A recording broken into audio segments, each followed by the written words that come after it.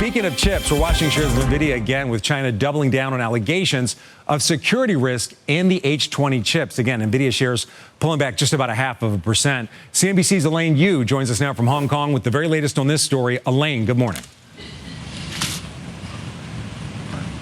Good morning, Frank. So Beijing is turning up the heat on NVIDIA, urging Chinese companies to avoid the H20 chip for government-related purposes. That's according to Bloomberg. And that's after authorities summoned NVIDIA, demanding proof that the H20 doesn't have security vulnerabilities. And after state-affiliated media amplified those doubts and went into detail about any possible backdoors, calling the chip unsafe, not environmentally friendly, and not advanced. Now, NVIDIA has denied having backdoors and says the H20 is not a military product or for government infrastructure, and has warned that banning sales would hurt U.S. tech leadership with no national security benefit. And Beijing's approach is two-track. Analysts say that in the short term, China wants to secure access to U.S. chips, as Huawei chips aren't competitive at scale yet, and at the same time they're enabling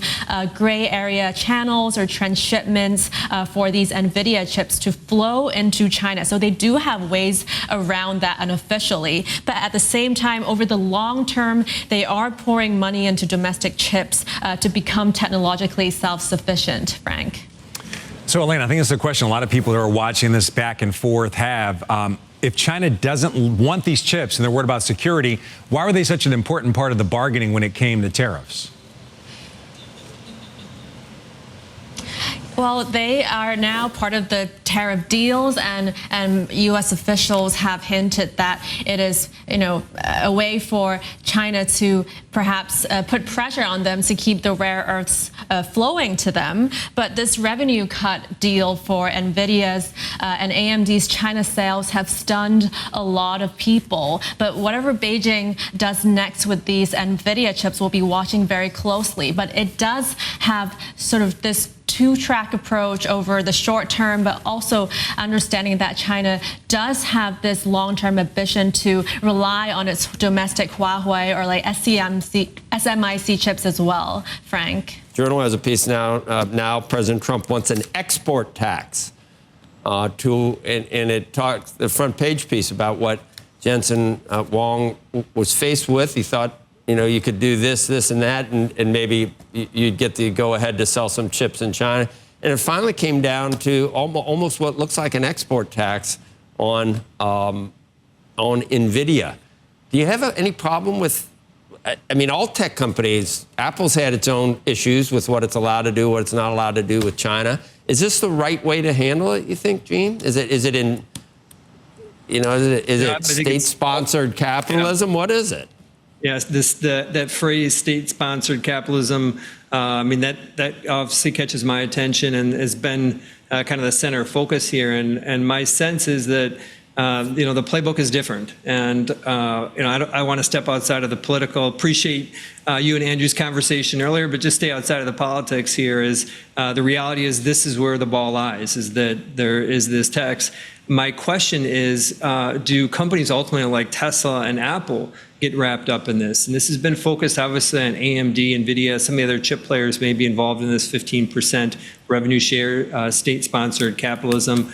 But I wonder if it ends up kind of expanding from that. I think it does set a unique precedent, something that personally I don't like that. I think that companies should just kind of do what they want to do. But I think from the perspective of NVIDIA, to have the White House as one of your backers, that's a powerful ally. And right. In some respects, it's 15% of 15%. That's another piece to keep in mind here. Gene, we got to run, but the piece that I'm with you on the longer term implications. I don't know if you're, Jensen, what you're supposed to do when the president says to you 15%. If he says no, if he says, I think no for the greater good, because I don't want Apple or Tesla or others to get wound into this whole larger geopolitical debate. And it is possible, I would imagine, that China at some point says, nope, we're not doing this with any of these companies anymore because you're not really this is not a capitalistic system. These companies are all part of some kind of U.S.-backed operation. And if that happens, the whole ecosystem breaks. But I don't know if you're Jensen or one individual, whether you can be the one to stand up and say, I'm not doing this, because you think, at least in the short term, this is actually a very powerful thing to do. I think he does have the power to do that. I mean, his chips are basically powering the world where the world is going effectively. And so I think it's always one center of a North Star for me is people act in their best interests. And I think we see that today. All right. Wow. So let's move on to NVIDIA. Even more fun for you. Oh, my. Now, there's a company. You've been writing about this morning. Some new developments involving chips in China. The FT says that Beijing is demanding Chinese tech companies justify buying those NVIDIA H20s. The paper says regulators have asked firms like Alibaba and ByteDance why they need to order those chips instead of using domestic alternatives. Comes, of course, after NVIDIA and AMD agreed to pay the U.S. government 15% of their revenue from sales of those chips. Reportedly, Jim, they're worried about location tracking, remote shutdowns, things like that. They can go open. They can have Jensen Huang go over there and have him rip open one of those things. There's nothing.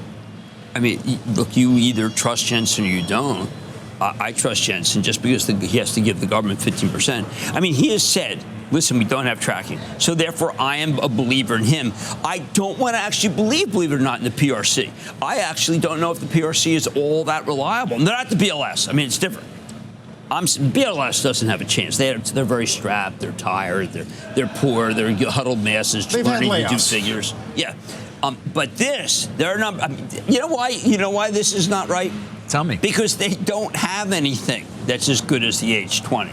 I mean, if you want to go do something that's like on one of these versions of Intel that got Pat Gelsinger fired. Huawei is actually now taking a percentage of the market. I mean, 95% had been originally NVIDIA, and they gave a lot of that up as a result of the bans and the back and forth. But Huawei chips, I thought, were capable of doing similar things to the H20, which, by the way, is a very, it's not, you can't run a large language model on it, but you can use it for inference. Yes, you can. And what I'm telling you is that the government was very hot to get these. So now the government's not, because there's tracking. There is no tracking. All right, that may be the case. There's no tracking. We can believe they're nonsense, but there's no tracking. I've heard all day, well, because of the tracking. Okay, so Jensen Huang, therefore, is what? He's clueless?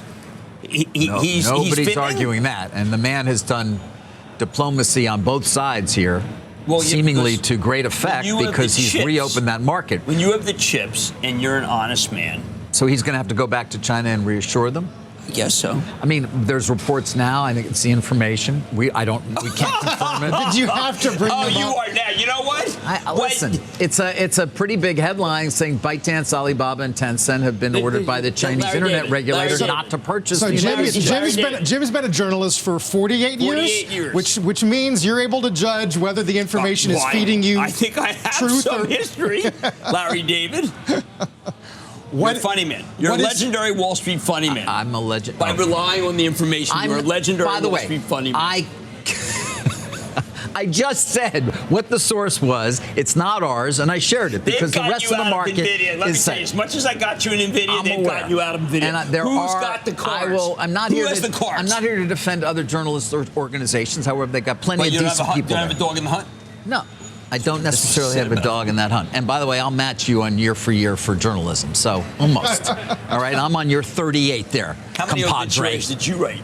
Excuse me? How many obituaries did you write? Did you write Steve McQueen's obituary? No, I did not. I wrote Steve McQueen's I did obituary. not. I wrote a few obituaries for companies. I think I wrote WorldCom's obituary. I wrote one How about that one? I wrote one of the Magnificent Seven's obituary, and you put a guy in jail. Enron's you put obituary. a guy in jail. You put more people in jail than I did. How about that? I was pointing to our producer. I didn't know we were going to end up here. You want to get back to talking about NVIDIA and all the reasons why you're now... I'm trying to get people to say, maybe before I sell NVIDIA, because of all these different stories, maybe the stories may be propaganda, or maybe they're Look, I think we have every right to question in a period where the information has attacked NVIDIA twice. They'll say we didn't attack, we reported, but perhaps our reporting was not as strong. That's okay. You can say whatever you want in this business, and that's exactly the problem. He, on the other hand, says, Jim, you got to admit that you made a mistake. Only guy left. You're the only guy left who says that when someone says, hey, you know what, Union Pacific is actually buying Berkshire Hathaway's railroad, and then you don't get it right, you actually say, well, I actually didn't get that right. The other guy just says, hey, easy come, easy go. There. Thank you. There. All right? By the way, I haven't talked to you about this deal. I think it's AMD and NVIDIA kicking back 15% of their revenue to the U.S. government. I find that such an interesting, I guess you still get access to the Chinese market, but as far as a fiscal plan goes, it seems a little different to me, a little out of the ordinary. Actually, you know, it's right. We're going to use the B word, bizarre. It's really, really bizarre that the government's taking a cut for access. We talk about those chips as being a national security threat, and then we're like, oh, go ahead, use these anyways. So it's going to be interesting to see what happens. And then China's like, we don't want these at all. These are actually, you know, bad chips for us. So it's an interesting kind of a situation going on here. But I think they really do want access to our top chips, not the H2O or the AMD MI308s. I get that. All right, talking of NVIDIA, let's start there. President Trump left the door open for the top chip maker to sell their advanced AI Blackwell chips to China, though it's a scaled-down version with less computing power. So, Ray, come back in here. That could solve the H2O shortage problem for NVIDIA, right? Yeah, that's definitely one of those options that it's happening there. Right now, what we're trying to figure out is, are chips a national security issue? Are they not? But it looks like the conversation with Jensen worked out pretty well. There's a belief that, you know, NVIDIA might be 3 or 4 generations ahead of where China is. And China does want access to those chips because they're a lot more efficient. We told you yesterday that NVIDIA and AMD have agreed to pay 15% of their China AI chip sale revenue to the U.S. What's Trump saying about that deal, Madison? President Trump says he actually wanted more from the chip makers, but was willing to make a deal. Listen. I said, listen, I want 20% if I'm going to approve this for you, for the country, for our country, for the U.S. I don't want it myself. And he said, would you make it 15? So we negotiate a little deal. So he's selling a essentially old chip that Huawei has a similar chip, a chip that does the same thing. They have a stopper, what we call a stopper, not allowed to do it. And I said, if I'm going to do that, I want you to pay us as a country something, because I'm giving you a release. Unique strategy. You know, China is obviously a major customer for our AI chips. And some experts have warned, we were talking about it earlier this hour, against allowing those sales to ensure that the U.S. wins the AI race. Now, that was largely the strategy of the Biden administration. But much of Trump 2.0 has been taking in revenue for the country. There's also the argument that China will access chips whether we make them for them or they make them for themselves. So if they're going to get the chips, the U.S. companies should benefit in the process. Now, still don't forget, he's considering allowing NVIDIA to sell those scaled-down Blackwell chips. That would be even more cash for our coffers. Yeah, we'll take it. We mentioned chips. I want to hit that quick because, Brian, you bought more Broadcom, NVIDIA, and AMD. I did. Tell me why you did that. Well, I think Broadcom and NVIDIA are Coke and Pepsi. NVIDIA is obviously the clear leader. Given the fact that the stock had run a little bit too much, we needed to kind of right-size our position. We still love that company longer term, but we're making a bet on AMD and Broadcom to be sub-A and sub-B under NVIDIA, and those are our 3 biggest chip company positions. What'd you think of the deal that was struck with NVIDIA and AMD to sell their chips into China? China saying, well, maybe we don't want your chips, or maybe we don't want our companies to buy your chips. So maybe it's not going to be all that it was cracked up to be on day one. Yeah, I think some of that is kind of peripheral and marketing, and obviously it could be positive if it all works out. I mean, we're still betting on leadership at AMD. We'd love that the stock was down. Another point in terms of what Steph was talking about, a great leader that was down on earnings, but revenue was really good. So I think that's provided an opportunity to add to the stock a little bit more. But that H20 chip is the one that NVIDIA has been told it can sell to China. Well, China is now reportedly urging local companies to avoid using NVIDIA's H20 chips. Bloomberg reports Beijing sent notices to companies telling them not to use the H20s for any government or national security-related work. This comes after the White House cut a deal with NVIDIA and Advanced Micro Devices yesterday, telling them they could take 15% off their chip sales to China. As long as they gave that 15% to the U.S. government, they could send their chips to China. Our countdown closer says, you know what? We're moving past the infrastructure phase of AI and into the use it and prove it stage. What does that mean as far as stock picks are concerned? Joining me now, $10 billion in assets under management is Horizon Investments CIO Scott Ladner. Well, what does that mean? Well, and it means, Liz, that we're actually going to go past sort of like talking about which chips are we going to use, which chips are we going to buy, like who's producing what and all these types of things. And moving to the place where it's actually a little bit more interesting for the full economy is like who's using these things, who's using AI to actually power productivity and power margin gains, which is really kind of how it translates into the stock market, into each of these individual businesses. That's really going to be the game for the next 12 months. So that involves guessing which companies have appropriately used it to improve their margins, cut their overhead, cut their costs. Yeah, I mean, ideally, we're not going to be guessing at this so much, but we can, because everybody's going to be talking about this, right? I mean, so lip services everywhere with respect to AI, but actually, and the proof is going to be in the margin pudding. Like, are we going to actually start seeing margin expansion for some of these companies? That's where we're going to see some of the push through and some of the productivity gains actually hit stock prices. Well, but you still like, say, for example, NVIDIA itself. I mean, it is sort of the heartbeat of all of this that's happening. Certainly, yeah. I mean, look, you can't get to B without starting with A, and NVIDIA is certainly the A. I mean, like, you have to get through there first. Our only point is that we think we're actually going to be expanding and sort of broadening the AI theme from an investing standpoint. We can move past some of the semiconductor stuff, not completely past, but we can include other things now. And that's actually a pretty exciting stage like for the. What? I mean, in terms of like really figuring out like healthcare, like what healthcare companies and biotechs are going to be using these things. That's an incredibly exciting area of development. What industrial companies are going to figure out new logistical ways to improve their ways. Software companies are going to be interesting plays. It's going to be, we think, kind of stretch across the entire economy, and it's going to take a lot of work, but it'd be pretty fun. Would you throw infrastructure in there, materials, home builders? Yeah, and that is certainly like the second order effects. Like, we do have to power AI, we do have to actually deliver it. We have to actually figure out how to make all this transmission work, and so that the infrastructure plays to us are a really interesting kind of second order way to play the AI theme. All right, I hope you're all doing great today. We got more updates on the NVIDIA China situation today, so let's get into it. Earlier today, Bloomberg reported that China is urging Chinese firms to avoid using NVIDIA's H20. Additionally, it's being reported that Chinese authorities have summoned domestic companies such as Tencent and ByteDance to explain why they are choosing to use NVIDIA chips rather than chips produced domestically in China. One of the sources in this report said that authorities have not ordered the companies involved to stop purchasing chips from NVIDIA. And so it sounds like we have more of a back and forth trade situation between the US and China going on here. As mentioned in yesterday's videos, the US government has allowed NVIDIA and AMD to restart chip sales to China in exchange for 15% of these companies' China revenue. As mentioned in both of yesterday's videos, I'm not a fan of this decision for multiple reasons, including the dangerous precedent that it sets. Please hear me well. I'm politically independent, and nothing I say is motivated by politics. I actually don't like politics, as I think they are more divisive than productive. And so I'm purely speaking about policy here. I don't like the idea of companies having to pay revenue to the government. Paying profit would be one thing, but we're talking about these companies paying revenue, not profit, to the US government, and I think that is a very dangerous slope to go down. If implemented, this would set a very bad precedent that could easily be abused by future administrations. I know the argument is that this is to the benefit of the American taxpayer, but honestly, I think American taxpayers would actually make more money if NVIDIA and AMD were simply allowed to keep their China revenue. On NVIDIA's most recent earnings report, the company said that they would have guided for $8 billion